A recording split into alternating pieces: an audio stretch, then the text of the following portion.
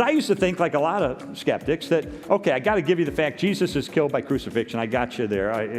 That is indisputable. But the resurrection is probably a legend, right? And I knew it took time for legend to develop in the ancient world, so I figured 100, 150 years after the life of Jesus, stories were invented, mythologies were spun, legends were created. Oh, there was this guy Jesus, lived in the first century. Oh, yeah, great guy, he rose from the dead. Seriously? Oh, yeah, sure. And they made up this stuff. That's what I thought. But what I learned then and since then, because now it's become a lifelong study, I think decimates the claim that the resurrection is merely a legend. That is no longer a theory that can be respected. Why? Because of the evidence that disproves it. How do we know?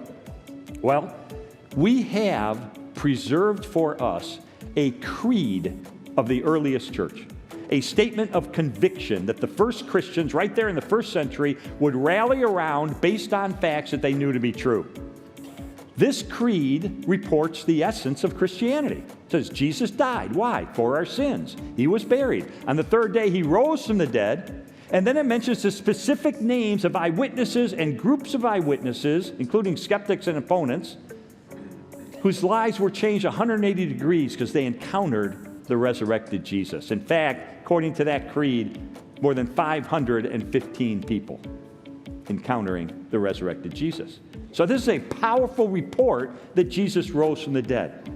Now, we can date when that creed was developed. We can date when that report originated. How? Well, Dr. Habermas has worked out the timeline. And here's how we know that this creed developed so early that it cannot be a legend, which takes longer to develop. Here's how we know. Jesus was crucified in 30 or 33 A.D.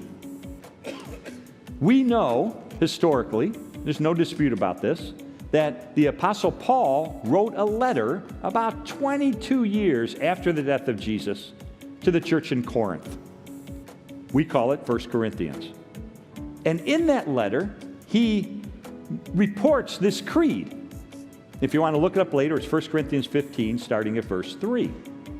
Now, the context of when he reports it in that letter is that I've already given this to you earlier. I'm going to repeat it to you here in this letter, but you already got this earlier. So sometime before then, Paul had given it to the church in Corinth on an earlier visit. So let's say within 20 years of the death of Jesus, this creed is already in existence. Now, we could stop there. And knowing historically that the reports within 20 years of the death of Jesus, that's very powerful. When you consider the first two biographies of Alexander the Great by Arrian and Plutarch were written 400 years after his life, and they're generally considered reliable. But within 20 years is good, but we can go back earlier. How? Because we know that Paul used to be Saul of Tarsus, a persecutor of Christians, a hater of Christians. 1 to 3 years after the death of Jesus, he's on the road to Damascus. Boom, he has this encounter with the risen Christ. He becomes the Apostle Paul. Immediately, he goes into Damascus and he meets with some apostles.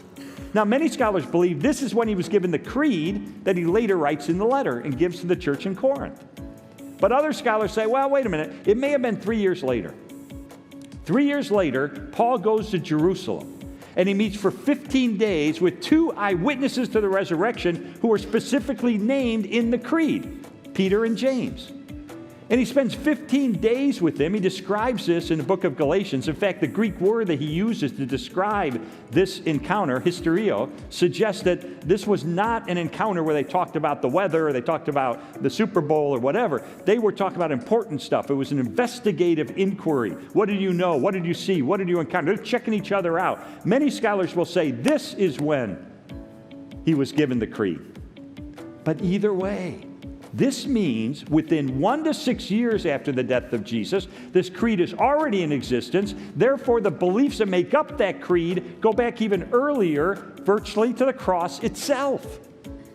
Friends, there is no huge time gap between the death of Jesus and the later development of a legend that he rose from the dead. We got a news flash that goes right back to the beginning. In fact, one of the greatest scholars in this area is James D.G. Dunn, D-U-N-N, James D.G. Dunn. And this is what he said, quote, "This tradition," by that he means this creed, "this tradition, we can be entirely confident, was formulated as tradition, as a creed, within months of Jesus' death." Within months. Historians drool over this stuff. This is like a news flash from ancient history. It's especially powerful when you consider probably the greatest ancient historian who ever lived, A.N. Sherwin White of Oxford. He studied the rate at which legend developed in the ancient world. And he determined that the passage of 2 generations of time is not even enough for legend to grow up and wipe out a solid core of historical truth. We don't have 2 generations of time passing here. We got a newsflash that goes right back to the beginning. Friends, it would be unprecedented in the history of the world for a legend to develop that fast and wipe out a solid core of historical truth.